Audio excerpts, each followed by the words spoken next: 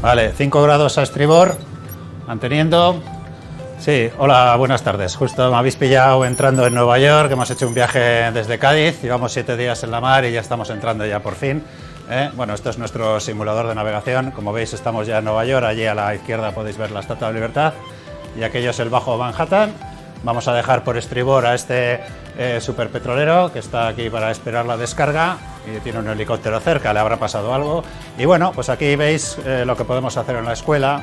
Tenemos nuestras cartas electrónicas, el radar y podemos hacer todas las maniobras de atraque, fondeo, navegación, prácticamente como si estuviésemos en el puente de un barco real.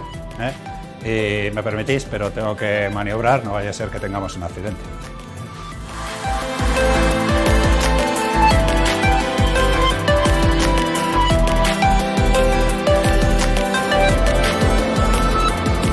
Muy bien, pues ya nos habéis pillado saliendo de Nueva York ya hacia el Atlántico y hemos encontrado ya un maretón de los buenos de salida y no sé esto cómo va a acabar, pero tiene mala pinta.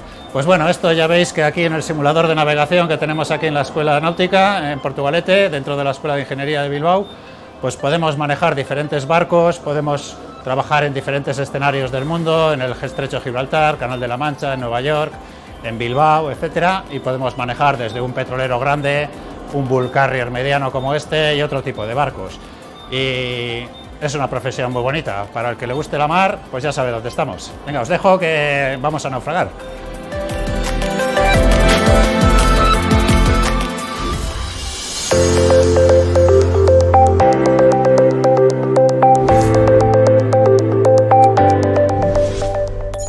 Eta apurret argituko zuete zer dekogun, zer egiten dugun tailer honetan. Hemen tailerrien irikasten dugu zelako instrumentala dekogu zen itxasontzietan, geure bizile mantentzeko bizirik ezer gertatzen bada, arrisku kasuetan. Hau zaterako da, balsa bat, hemen ningo genke bizile itxasora eskape berzingo genke.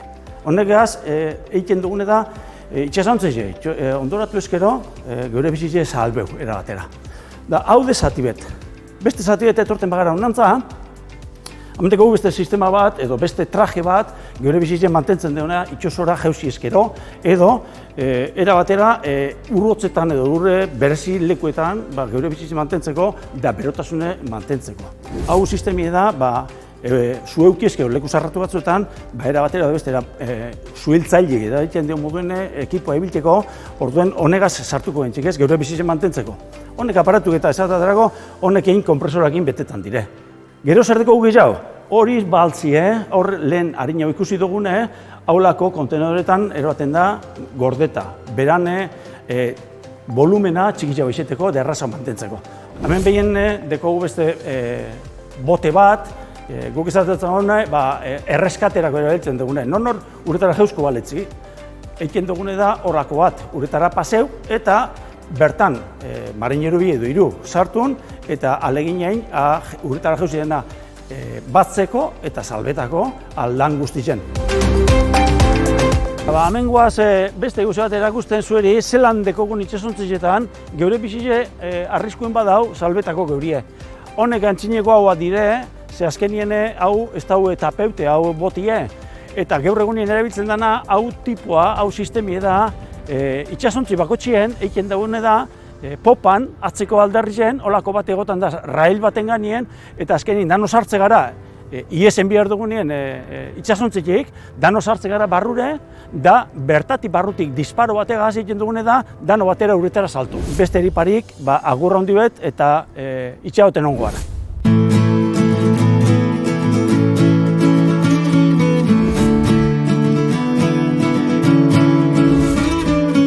Hola, bienvenidos a la Biblioteca de Náutica y Transporte Marítimo, es una biblioteca especializada.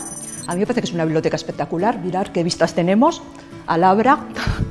Y bueno, pues señalaros que tenemos 16.000 libros de temas náuticos, más luego un fondo importante que todavía un curso de publicación, 72 revistas. Y probablemente lo que más os puede interesar son las cartas náuticas, que es un material que no vamos a encontrar en otra biblioteca, y eso os lo va a explicar un poquito más un alumno de la escuela. A ver si os gusta. Kaixo. Bueno, hemen harrapatzen nauzue karta nautiko bat zuzentzen, eta azken finean, zertarako erabiltzen dira karta nautikoak? Itsasontzi baten gaudenean gure kokapena eta norabidea jakiteko. Horrez gain, karta hauek erabiltzen ditugu udan zehar Saltillon egiten ditugun bidaietarako.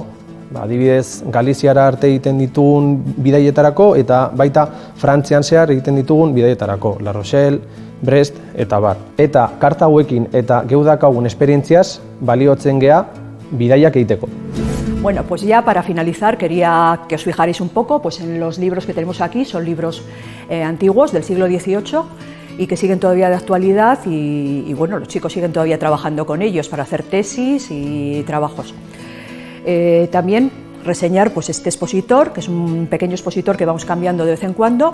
Tenemos aquí una serie de instrumentos náuticos antiguos y que aún hoy pues, os siguen siendo de utilidad, de mucha validez. Tenemos, por ejemplo, aquí un aparato indicador de diagramas, un cronómetro marino, otro cronómetro solar y probablemente lo que más podáis conocer actualmente pues, sea el sextante marítimo. Bueno, pues nada más, espero veros pronto por aquí y que os haya gustado mucho esta visita.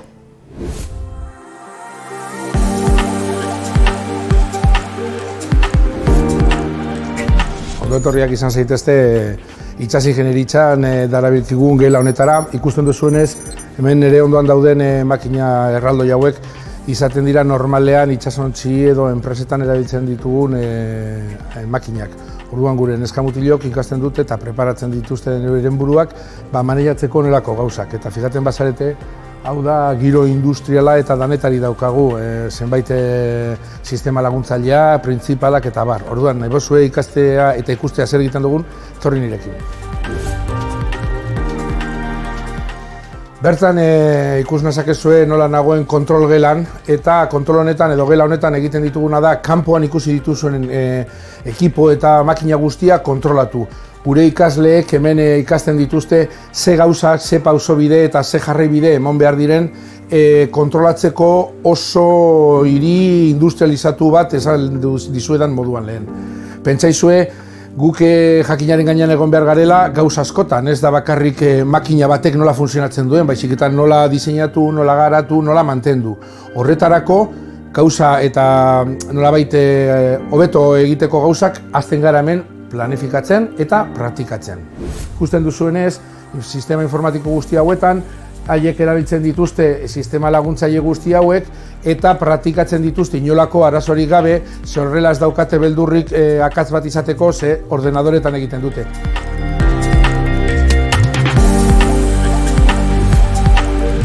Azkenean, orain arte erabili izan ditugun programa informatiko eta makina guzti horiek zertarako balio izan dute.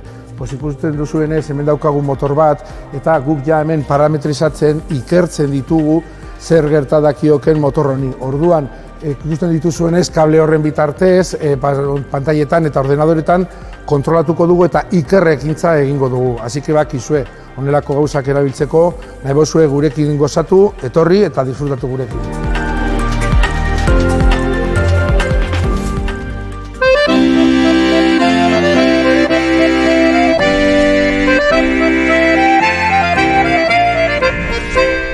Aupa, ¿qué estáis pensando en estudiar el grado en náutico en marina? Bueno, pues si os matriculáis en la Escuela de Ingeniería de Bilbao, vais a poder navegar en el buque escuela Saltillo. Es la única escuela náutica que tiene un buque escuela propio. Es un barco con mucha historia, construido en 1932, perteneció a Pedro Galíndez, industrial de Bilbao, que en 1968 lo dona para que se convierta en buque escuela. Lo mejor es que lo descubréis conmigo a bordo, así que os invito a pasar, aurrera y vemos el barco.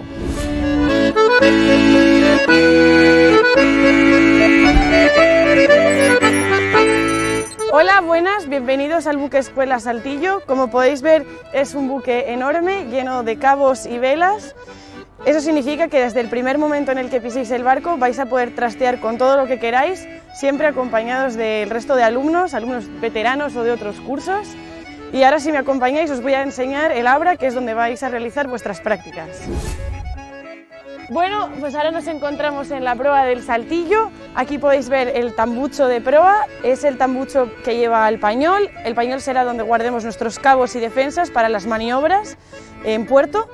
Y si miráis a mis espaldas podéis ver la bahía de Labra, que será donde realicemos las prácticas durante las tardes del curso para prepararnos para los viajes de verano. Esas prácticas las utilizaremos para habituarnos al buque, a su nomenclatura, antes de emprender cualquier viaje en verano, que serán de unos 15 días. Y ahora mi compañero Alan nos está esperando en la derrota para enseñaros un poco cómo funciona el barco y cómo es el barco por dentro.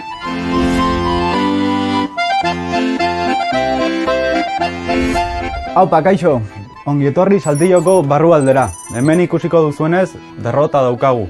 Alde batetik klasean teorian emandakoa, hemen praktikan jarriko dugu. Eta horretarako gailu ezberdinak ditugu, ez? Teknologiak laguntzen digu eta gu hortaz aprobetxatu egingo gara. Alde batetik hemen karta eskuzkoa daukagu, ez? Karta paperezkoa, baina ere karta elektronikoa hemen pantailan. Eta bestalde radarra, eta ere irratiak beste barkuekin edo behar denarekin komunikatzeko. Eta azkenean Mikelek batzuetan emango dizkigun aginduak bete barko ditugu, baina ez da Mikel izango bakarrik agindu horiek ematen dizkiguna. Baizik eta beste ikasle batzuk ebai emango dizkigute agindu horiek. Así que badakizute, ongi etorri Saltillora, hemen itxoirongo zaituztegu. Bueno, espero que os haya gustado el saltillo. Si os gusta navegar, no perdéis esta oportunidad y enrolaos con nosotros a bordo.